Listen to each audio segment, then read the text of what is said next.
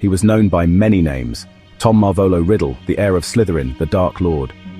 But the wizarding world feared one name above all: Lord Voldemort. A name so dreaded that wizards refused to speak it. A name that shaped history, built an empire of terror, and brought the magical world to its knees. But no tyrant is born from nothing.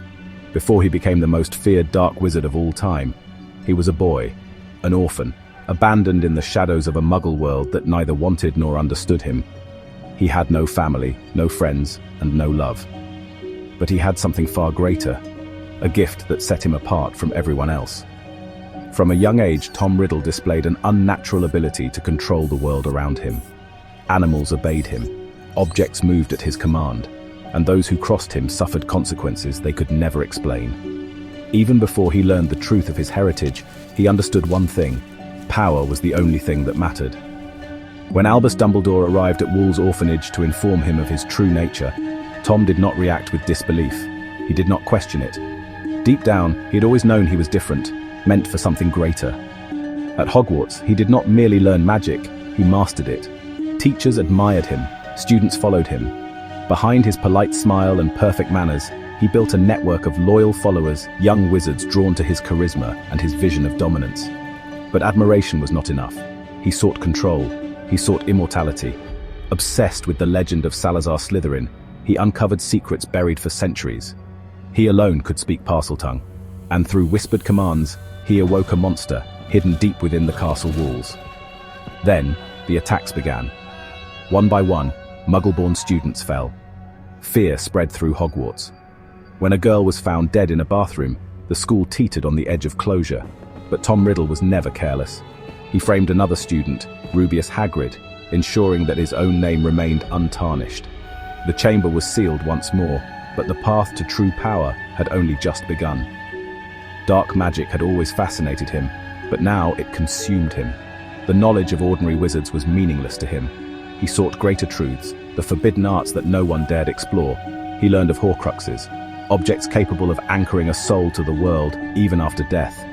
But such magic required the ultimate sacrifice: murder. He did not hesitate.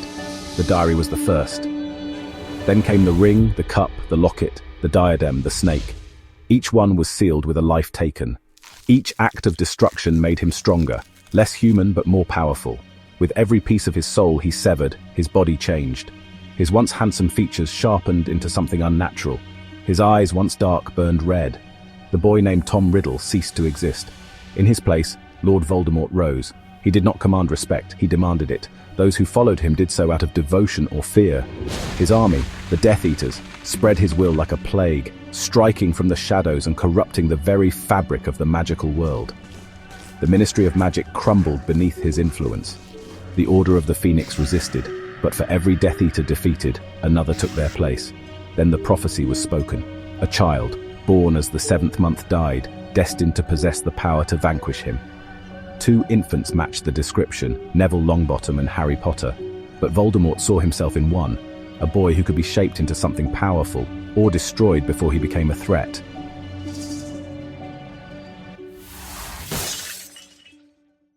And so, on a night that would change history, he arrived at Godric's Hollow. James Potter fell first, unarmed but defiant. Lily Potter, given a choice to live, refused to abandon her son. Her sacrifice unleashed an ancient magic, one that Voldemort had never foreseen. When the killing curse struck the infant, it did not end his life. Instead, it rebounded. Voldemort's body was obliterated, his already fractured soul torn from existence. But he did not die. For years he lingered as a wraith, too weak to take form, too stubborn to fade into nothingness.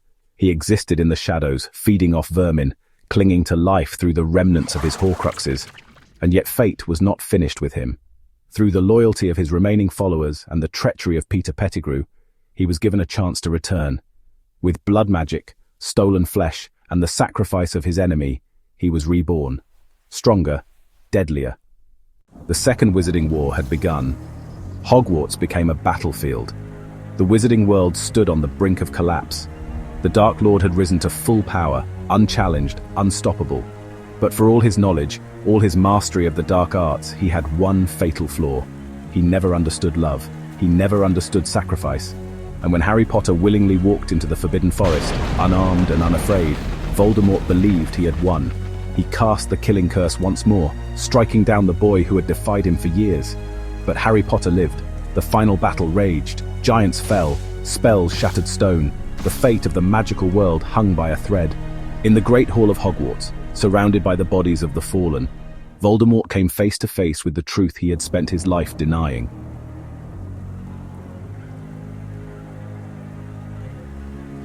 He was not immortal. His Horcruxes were gone. He was alone.